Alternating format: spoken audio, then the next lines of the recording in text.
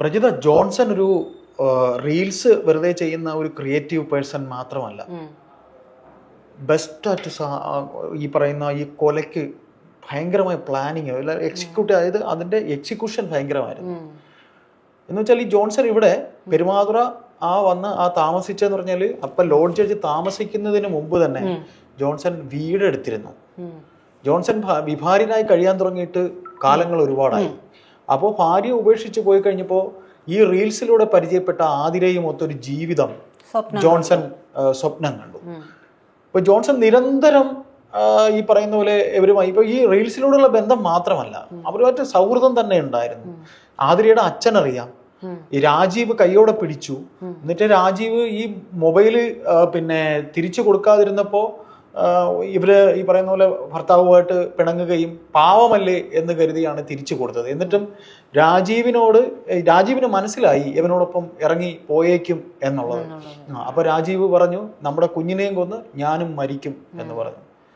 പോലീസിൽ കേസ് കൊടുക്കാത്തത്, ആതിര ഈ കാര്യം പോലീസിൽ കേസ് കൊടുത്ത് ഇവനെ ഒഴിവാക്കണം എന്ന് പറഞ്ഞാൽ അത് ബാക്കിയുള്ളവർ അറിയും എന്നുള്ള രീതിയിലേക്ക് പോയി.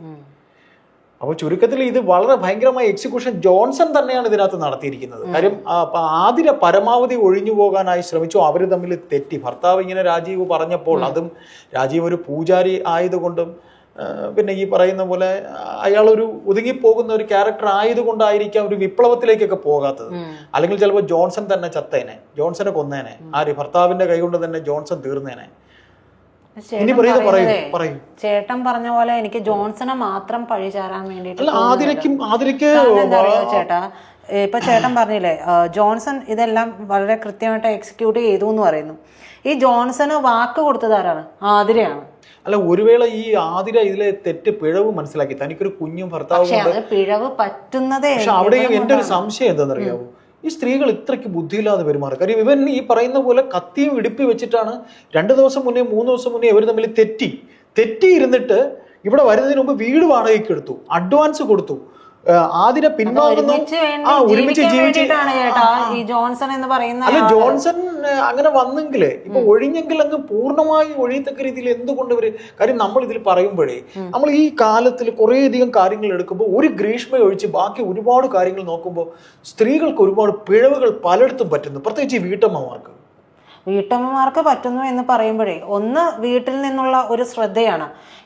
അതിപ്പോൾ പറഞ്ഞു വരുമ്പോഴേക്കും നമ്മൾക്ക് ആളുകൾ എന്തെടുക്കുന്നതെന്ന് അറിയില്ല, എന്ത് പറയുന്നുള്ളത് എനിക്കറിയില്ല. കാരണം എന്താ വെച്ചിട്ടുണ്ടെങ്കിൽ വീട്ടമ്മ വരെ ചില വീട്ടമ്മ പറയും. ഇപ്പൊ ആതിരയെ നോക്കുക, ആതിര വീട്ടമ്മയാണ്, സദാസമയം വീട്ടമ്മയാണ്. ആക്ച്വലി ഈ വീട്ടമ്മമാർക്ക് മാത്രമല്ല, ജോലിക്ക് പോകുന്നവർക്കായാലും പല ബന്ധങ്ങളിലും ചെന്ന് ചാടുന്നത് എടുത്തു നോക്കിയാൽ അറിയാം. ഈ പരസ്പരമുള്ള ഒരു മിംഗ്ലിംഗ് ഉണ്ടല്ലോ, ഭാര്യയും ഭർത്താവും തമ്മിലുള്ള ഒരു ആശയപരമായിട്ടുള്ള സംഭാഷണങ്ങളോ കാര്യങ്ങളോ, അവർക്ക് വേണ്ടിയിട്ടുള്ള ഒരു സമയം ചെലവഴിക്കാനുള്ള ഒരു അത്തരം കാര്യങ്ങളൊന്നും ഇല്ലാതെ പോകുമ്പോഴാണ് ഈ കാര്യങ്ങൾ. പിന്നെ ആതിരയെ സംബന്ധിച്ച് ആതിര ഒരു വലിയ കാര്യമായിട്ടൊക്കെ കണ്ടിരുന്നത് ഇൻസ്റ്റയിലൂടെ കാണുന്ന ഈ പുറമോടി മാത്രമാണ്.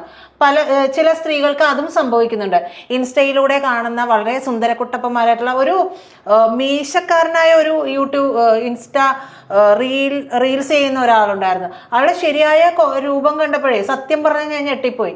ഇൻസ്റ്റയിൽ വരുമ്പോഴേക്കും മീശക്കാരനാ, ഭയങ്കര സുന്ദരൻ കുട്ടപ്പൻ. ഈ എന്താ പറയാ, നമ്മുടെ മമ്മൂട്ടിയുടെയൊക്കെ സിനിമയിൽ കാണുന്ന അത്ര എന്താ പറയാ, ആ മമ്മൂട്ടി ലുക്കൊക്കെ വെച്ചിട്ട് ആൾക്ക് എന്തൊരു പേരും കൂടി ഉണ്ടായിട്ടോ, ഞാൻ മറന്നുപോയത് കൊണ്ടാണ്.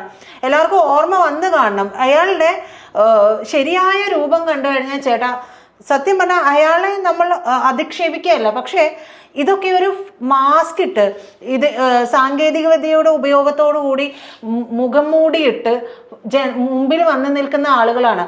നമ്മൾക്ക് നമ്മുടെ തൊട്ടടുത്തുള്ള ആളുകളെ മനസ്സിലാക്കാൻ കഴിയാത്ത നമ്മളെ എങ്ങനെയാണ് ഈ മുഖം മൂടിയിട്ട് എവിടെയോ ഇരുന്ന് ഏതോ സ്ഥലത്ത് ഇരുന്നിട്ട് സംസാരിക്കുന്ന ഒരാളെ മനസ്സിലാക്കാൻ കഴിയുന്നത്? നമ്മൾ ഈ സാങ്കേതിക വിദ്യ എന്നൊക്കെ പറയുമ്പോൾ റീൽസ് ഒന്നും മോശമൊന്നും പറയത്തില്ല. വളരെ ഭംഗിയായിട്ട്, വളരെ എന്തുമാത്രം ഭംഗിയായിട്ട് കോമഡി ചെയ്യുന്ന റീൽസുകൾ, എന്ത് മനോഹരമായി കോമഡി ചെയ്യുന്നുണ്ട്.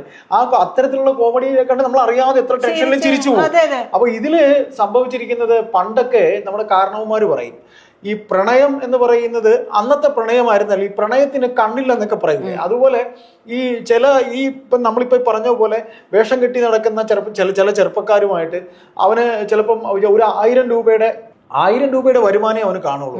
അവന്റെ തിളക്കം, അവന്റെ ആ വേഷഭൂഷാദികളുടെ തിളക്കം ഒരു 5000 രൂപയുടെ ഇതായിരിക്കും. അപ്പൊ ഇതിൽ കണ്ട് ഈ പെണ്ണ് മഞ്ഞളിച്ചങ്ങ് വീഴും, പ്രണയമാകുന്നു, വീട്ടുകാരെ ധിക്കരിക്കുന്നു, കല്യാണം കഴിക്കുന്നു. വീട്ടിൽ കൊണ്ടുവരുമ്പോൾ അന്ന് വരെ പട്ടുമത്തയിൽ ഉറങ്ങിയ പെണ്ണ് നോക്കുമ്പോൾ ഒരു ഓടേര സൈഡിലെ വീട്ടില് ഒരു അമ്മ 24 മണിക്കൂർ തെറി വിളിക്കുന്ന അമ്മ ഇവന്റെ ഷർട്ട് മാറ്റി കഴിയുമ്പോഴാണ് അവനെ ഈ അവിടെയൊക്കെ പാട്, പറ്റല്, തേമല് എന്നൊക്കെ പറഞ്ഞ പോലെ തീർന്ന് പ്രണയം, തീർന്ന് സട കൊടിഞ്ഞ് പെണ്ണ് തീർന്നില്ല, ഇവ ഇത്രയേ ഉള്ളൂ. ഇതാണ് ഒരു ഉദാഹരണം. കാര്യം അണിഞ്ഞിരിക്കുന്ന ഷർട്ട് മാറ്റുമ്പോൾ, അതായത് ഉടുത്തിരിക്കുന്ന ഉടുവസ്ത്രം, അതായത് മേൽവസ്ത്രം മാറ്റുമ്പോൾ ഇപ്പൊ പകുതി ആളുകൾക്കും വിട്ടുകൊടുക്കുക എന്ന് പറഞ്ഞ ഒരു സംഭവം അറിയില്ല. വിട്ടുകൊടുക്കുക, നമ്മളെ ഒരാൾ വേണ്ട എന്ന് പറഞ്ഞിട്ടുണ്ടെങ്കിൽ ലീവ് ഇറ്റ്. നമ്മൾ അയാളുടെ പുറകെ പോയിട്ട് കാര്യമില്ല. ഈ അന്ധമായിട്ടൊക്കെ സ്നേഹിക്കാന്നൊക്കെ പറയുന്നത് എന്താ പറയാ, അതൊന്നും ഒരു കാരണമൊന്നുമല്ല ചേട്ടാ. എത്ര പറ്റിയാലും എന്താ പറയാൻ പറ്റേ, എത്ര പറ്റിയാലും പഠിക്കില്ല എന്ന് തീരുമാനിച്ച് അരക്കിട്ട് ഉറപ്പിച്ച് ഇറങ്ങുന്നുണ്ട്. അല്ല, എന്റെ ഒരു തോന്നല് മനുഷ്യനിപ്പോ ഏറ്റവും കൂടുതൽ മറവിയാണെന്നാ തോന്നുന്നത്. മറവി, എത്ര തന്നെ കാര്യങ്ങൾ കണ്ടാലും മറവിയാണ്. കാര്യം ഇന്നലെ നടന്നൊരു കാര്യം, ഇപ്പൊ നമ്മുടെ മുമ്പിൽ ഒരു ഇൻസിഡന്റ്. അതെന്താണ് അറിയോ ചേട്ടൻ പറഞ്ഞു മറവി എന്ന് പറയുമ്പോ ഞാൻ പറയട്ടെ, അതെന്തുകൊണ്ടാന്ന് വെച്ചാൽ എന്റെ കാര്യത്തിൽ, എന്റെ ജീവിതത്തിൽ എന്നെ സ്നേഹിക്കുന്നവർ എന്നെ ഒരിക്കലും വഞ്ചിക്കില്ല. അത് ഈ വിശ്വാസം ഉള്ളിടത്തോളം കാലം ഇതുപോലുള്ള മരണങ്ങൾ ഉണ്ടായിക്കൊണ്ടേയിരിക്കും. കാരണം ഞാൻ പറഞ്ഞു വന്നത് ഒരു കാര്യത്തിലേക്കാണ്. ഈ ആളുകളുടെ പുറമൂടി കണ്ട് പോകുമ്പോഴേ ഈ ഇരിക്കുന്നവരൊക്കെ ഇത്തരത്തിലുള്ള സൈക്കോ, ഇപ്പം തന്നെ നമ്മൾ ഈ കഴിഞ്ഞ മാസവും ഈ മാസവും കൊണ്ട് എത്ര സൈക്കോകളുടെ കാര്യങ്ങൾ കേട്ടു. പലരും പറഞ്ഞു വരുമ്പോൾ അവൻ സൈക്കോയാണ്, അവൾ സൈക്കോയാണ്. ആണായിക്കോട്ടെ പെണ്ണായിക്കോട്ടെ, ആണുങ്ങളൊക്കെ അത് വേറൊരു തരത്തിലെ സൈക്കോ. ഷെറിന്റെ കാര്യത്തിൽ ഷെറിന് ഇളവ് കൊടുത്തിരിക്കുന്നു. ഷെറിന് ഇളവ് കൊടുത്തത് എനിക്ക് സത്യത്തിൽ മനസ്സിലാവുന്നില്ല. ഷെറിന് എന്തിനാണ് ഇളവ് കൊടുത്തത്? അറിഞ്ഞുകൊണ്ടാണ്, ഓർക്കുട്ട് വഴി അറിഞ്ഞുകൊണ്ടാണ് ആ കാരണവരെ കൊല്ലുന്നതും എന്താ പറയാ ഹാൻഡിക്യാപ്ഡ് ആയിട്ടുള്ള ഒരാളെയാണ് വിവാഹം കഴിച്ചത്. ഇതെല്ലാം അറിഞ്ഞുകൊണ്ടാണ് ഒരു വിവാഹത്തിലേക്ക് ചെന്ന് എത്തുന്നത്. അറിയാതെ പിടിച്ചു കെട്ടിച്ച അത് പറയാം. ഇത് സാമ്പത്തിക പരാധീനതകളിൽ നിന്ന് രക്ഷപ്പെടാൻ വേണ്ടി ഒരു വിവാഹം, എന്നിട്ട് അവിടെ പോയിട്ട് അമേരിക്കയിൽ പോകാന്നായിരുന്നു വാഗ്ദാനം. അമേരിക്ക കൊണ്ടുപോയിട്ട് അവിടെ ജോലി ചെയ്യുന്ന സ്ഥാപനത്തിൽ സാമ്പത്തിക ക്രമക്കേട്, സാമ്പത്തികമായിട്ടുള്ള മോഷണം ഉൾപ്പെടെയുള്ള കാര്യങ്ങളൊക്കെ വന്നപ്പോൾ അവിടെ നിന്ന് ഈ കാരണവർ ഇവരെ രണ്ടുപേരെയും ഇങ്ങോട്ടേക്ക് അയച്ചു. ഭർത്താവ് മുകളിലെ മുറിയിൽ കിടക്കുമ്പോൾ താഴെ ഭാര്യയുടെ അഴിഞ്ഞാട്ടം തന്നെയാണ് നടന്നുകൊണ്ടിരുന്നത്. അപ്പോൾ ഇത്തരത്തിലുള്ളതൊന്നും ആദ്യമായിട്ടല്ല. അതായത് പണ്ട് എന്ന് പറയാനൊന്നുമില്ല. പണ്ട് എന്ന് പറയുന്നത് പണ്ടത്തെ ആ രീതിയിൽ നടന്നിരുന്ന കൊലപാതകം. ഇപ്പോൾ എന്ന് പറയുമ്പോൾ കുറച്ചുകൂടെ ഹൈടെക് ആയി, കാരണം കാലഘട്ടം മാറി. അതുകൊണ്ട് ആ രീതിയിലേക്ക് കൊലപാതകങ്ങൾ വന്നു ഭവിക്കുന്നു എന്നല്ലാതെ ഇതിൽ പ്രത്യേകിച്ചൊരു വ്യത്യാസമൊന്നും ഞാൻ നോക്കിയിട്ട് കാണുന്നില്ല. ജോൺസന്റെയും ഈ ആതിരയുടെയും കാര്യം നോക്കുമ്പോഴേ, ജോൺസൺ ഒരു വേള ഇവരെ ഒരുമിച്ച് ജീവിക്കാനൊക്കെ അവൻ ആഗ്രഹിച്ചിരുന്നു. അപ്പോൾ ഈ പറയുന്ന പോലെ വെൽ പ്ലാൻഡ് ആയിരുന്നു, എക്സിക്യൂട്ട് ചെയ്യുകയും ചെയ്തു. ഇവർക്ക് ഒരുമിച്ച് ജീവിക്കാൻ വേണ്ടി വാടകയ്ക്ക് അഡ്വാൻസ് കൊടുത്തു, ജീവിക്കാൻ വരുന്നില്ല എന്ന് പറഞ്ഞ് ഇവര് തമ്മിൽ 3 ദിവസം മുമ്പ് തെറ്റി. വാടക അഡ്വാൻസ് കൊടുത്ത കാശ് പിന്നെ പറ്റില്ല എന്ന് പറയുന്നു, കാശ് തിരിച്ചു വാങ്ങുന്നു. ഞാനൊരു കാര്യം ചോദിക്കട്ടെ, ഇതെല്ലാം ചെയ്തു, ഇവര് തമ്മിൽ തെറ്റിയിട്ട് ജോൺസണെ ഈ വീട്ടിൽ കാണുന്നുണ്ടല്ലോ, വിളിച്ചു കയറ്റി ചായ കൊടുത്തു. എന്തിനു കൊടുത്തു? എനിക്ക് മനസ്സിലാവുന്നില്ല. എന്തിനാ ചായ കൊടുക്കണം? ചായ കൊടുത്തതുകൊണ്ടാണല്ലോ ഇവൻ കത്തി ഒളിപ്പിച്ചത്. ബെഡിന്റെ അടിയിലേക്ക് കത്തി വെക്കുന്ന ആ സമയത്താണ് ചായ കൊടുക്കാൻ പോകുന്നത്. ഒന്നും വേണ്ട, ഈ പെൺകുട്ടിക്ക് കൃത്യമായിട്ട് പുറത്തിറങ്ങിയിട്ട് ഭർത്താവ് തൊട്ടപ്പുറത്തുള്ള ക്ഷേത്രത്തിലാണ്, ഭർത്താവിനെ വിവരം അറിയിക്കാലോ, ഇറങ്ങി ഓടാലോ. മെയിൻ റോഡാണെന്നാ പറയുന്നത്. ഞാൻ കണ്ടു. ആ വീട് ഒരു പഴയ വീട്, റോഡ് കറക്റ്റ് റോഡ്, വെറും ഒരു 10 മീറ്ററോ 20 മീറ്ററോ നടക്കേണ്ട അമ്പലം തൊട്ടപ്പുറത്താണ്.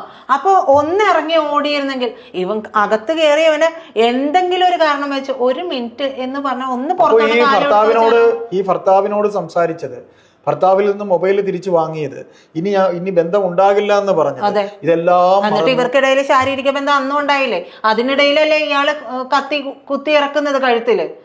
അപ്പോ ഇതില് തെറ്റൊരാളുടെ ഭാഗത്ത് എന്ന് മാത്രമൊന്നും ഞാൻ പറയുന്നില്ല, അത് ഞാൻ പറയുന്നില്ല. പക്ഷേ എന്താ പറയാ, ശ്രദ്ധിക്കേണ്ടത് ആരായാലും ശ്രദ്ധിക്കണം. അതിപ്പോ ആണുങ്ങളെ കൊലപ്പെടുത്തുന്നതുകൊണ്ട് പെണ്ണുങ്ങൾ മാത്രം കൊലപാതകികളൊന്നും പറയാൻ പറ്റില്ല, ആണുങ്ങൾ മാത്രം കൊലപാതകികളൊന്നും പറയാൻ പറ്റില്ല. സൈക്കോ എന്ന് പറയുന്നത് നമ്മുടെ ജീവിതത്തിലേക്ക് സൈക്കോസ് എപ്പോഴാണ് കയറി വരണതെന്ന് നമുക്ക് പറയാൻ പറ്റില്ല. അപ്പൊ മനസ്സിലാക്കി വെക്കുക എന്നുള്ളത് മാത്രമേ നമുക്ക് പറയാൻ പറ്റുള്ളൂ.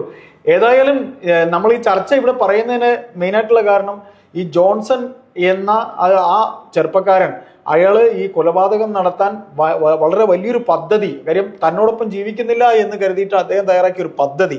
2, ഈ റീൽസ് എന്ന് പറയുന്നതിലൂടെ ഇവർ അടുക്കുന്നത് ഇങ്ങനെ നമുക്ക് പറയുമ്പോൾ അല്ലെങ്കിൽ ആ കാര്യങ്ങൾ കേൾക്കുമ്പോൾ പോലീസിന് പോലും ശരിക്കും ഒരു ചെറിയൊരു ആങ്സൈറ്റി പോലും ഉണ്ടാകുന്നുണ്ട്. കാര്യം ഇത്രയ്ക്ക് പ്ലാൻഡ് ആയിട്ടാണല്ലോ ചെയ്തത് എന്ന് മാത്രമല്ല ചേട്ടാ, ഇത്രയൊക്കെ അനുഭവങ്ങൾ, ഇത്രയേറെ കാര്യങ്ങൾ സമൂഹത്തിന് മുന്നിലേക്ക് വന്നിട്ടും വീണ്ടും ഇത് ഉണ്ടായിക്കൊണ്ടിരിക്കുകയാണ്. അല്ല, അതാണ് ഞാൻ പറഞ്ഞത്, മറവി രോഗമാണെന്നുള്ള ഒരു സംശയമാണ് കാര്യം ഉണ്ടായിരുന്നത്. കാര്യം നിരവധി കുടുംബത്തിൽ ഇത്തരം നമ്മൾ കാണുന്നത് ചേട്ടൻ പറഞ്ഞില്ലേ, വീട്ടുകാർക്ക് അറിയാമായിരുന്നു, മകൾക്കൊരു ബന്ധമുണ്ടായിരുന്നു എന്ന് അച്ഛൻ ഇങ്ങനെയാണോ തിരുത്തേണ്ടത്? ഇങ്ങനെയാണോ തിരുത്തേണ്ടത്? ഒരു അച്ഛൻ ഇങ്ങനെയാണോ തിരുത്തേണ്ടത്? ആ അച്ഛൻ അത് അറിഞ്ഞെങ്കിൽ അച്ഛൻ ഇങ്ങനെയല്ല തിരുത്തേണ്ടത്. ഇപ്പോ രാജീവ് എന്ന് പറയുന്ന ആ ശാന്തിക്കാരൻ ഇതിങ്ങനെ ഈ രീതിയിൽ അത് വിട്ടത് തന്നെയാണ് ഏറ്റവും വലിയ വേറൊരു തെറ്റെന്ന് പറയുന്നത്. ഇവിടെ ഏതെല്ലാം നന്നായിട്ട് 2 അടിയോ അല്ലെങ്കിൽ എന്തെല്ലാം മാർഗങ്ങളുണ്ട്. അടി എന്ന് പറയുന്നതിലൊന്നും കാര്യം തീർക്കുന്നതില്ല, അവർക്ക് വാശി കൂടുകയുള്ളൂ അത്തരം കാര്യങ്ങൾ. ഭാര്യ അടിക്കാനെന്നല്ല പറയുന്നേ, ഭാര്യയെ അദ്ദേഹം അടിക്കുകയോ എന്തോ ചേട്ടാ, അദ്ദേഹത്തിന്റെ ഭാര്യ, അത് അദ്ദേഹത്തിന്റെ വിവരം. മറ്റു ഈ പറയുന്ന ജോൺസനെ മാറ്റി നിർത്താൻ എന്തെല്ലാം മാർഗങ്ങൾ ഉണ്ടായിരുന്നു? അല്ലെ, ഇയാൾക്ക് ഭീഷണി വരുന്നുണ്ട് എന്നുള്ളത് ഈ പെൺകുട്ടി പറഞ്ഞിട്ടുണ്ടായിരുന്നല്ലോ.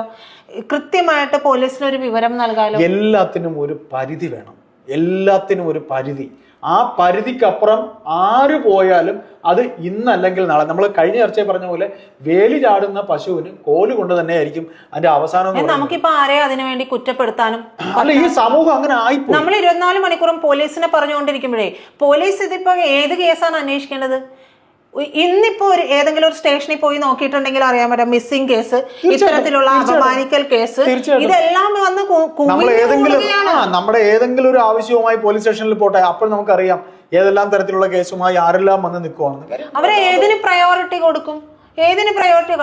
പോലീസ് ഒരുപക്ഷെ ഇത് ഇയാളെ പിടികൂടണമെന്ന് ആഗ്രഹിച്ചത് പോലും ചേട്ടാ ഞാൻ മനസ്സിലാക്കുന്നത്, ഇനിയെങ്കിലും എന്റെ പെണ്ണുങ്ങളെ നിങ്ങൾ ശ്രദ്ധിക്കണം എന്നുള്ള ഒരു ടോപ്പിക് കൂടി വെക്കാനായിരിക്കും. പക്ഷെ അതുകൊണ്ട് കാരണമുണ്ടോ നമ്മളിത് പറയുമ്പോഴേ, നമ്മളിത് സംസാരിക്കുമ്പോൾ നമ്മൾ പല വീഡിയോകളിലും നമ്മൾ കാണുന്നതാ, ഒരിക്കലും നമ്മൾ ചിന്തിക്കാത്ത കമന്റുകളൊക്കെയാണ് താഴെ വരുന്നത്. ഒരിക്കലും ഞാനോ നിങ്ങളോ സംസാരിക്കുന്ന ഒന്നും തന്നെ ആയിരിക്കില്ല അതിന്റെ കമന്റ് ആയിട്ട് വരുന്നത്. അപ്പൊ നമ്മളിവിടെ ആർക്കും സാരോപദേശം കൊടുക്കാനൊന്നും അല്ല, നമ്മൾ സാരോപദേശം തരാനൊന്നും നമ്മളൊന്നും ആരുമല്ല. പക്ഷേ എങ്കിലും ഈ പറയുന്ന രീതിയിൽ ഇനി എങ്ങനെയൊക്കെ സംഭവിച്ചാലും നമ്മുടെ സമൂഹത്തിൽ ഈ ബാധിച്ചിരിക്കുന്ന ക്യാൻസർ അടുത്തെങ്ങാനും മാറുമോ എന്നുള്ള ഒരു തോന്നൽ മാത്രമേ. ഞാൻ എന്തായാലും ഒരു കാര്യം പറഞ്ഞുകൊണ്ട് ഈ ചർച്ച അവസാനിപ്പിക്കാം.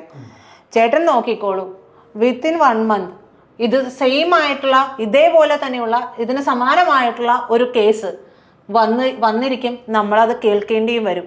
കാരണം അതൊക്കെ നമ്മുടെ ഇപ്പോഴത്തെ കാലത്തിന്റെ ഒരു വിധി കൂടിയാണ്. കാലത്തിന്റെ വിധി മാത്രമല്ല, നമ്മുടെ സമൂഹത്തിൽ അതിങ്ങനെ ഒരു സൈഡിൽ കൂടെ ഇങ്ങനെ വന്നുകൊണ്ടേയിരിക്കുന്നു, അതങ്ങനെ പോയിക്കൊണ്ടേയിരിക്കുന്നു. ആ പോക്ക് ഇങ്ങനെ പോയിക്കൊണ്ടേയിരിക്കും. അത്രേ ഉള്ളൂ.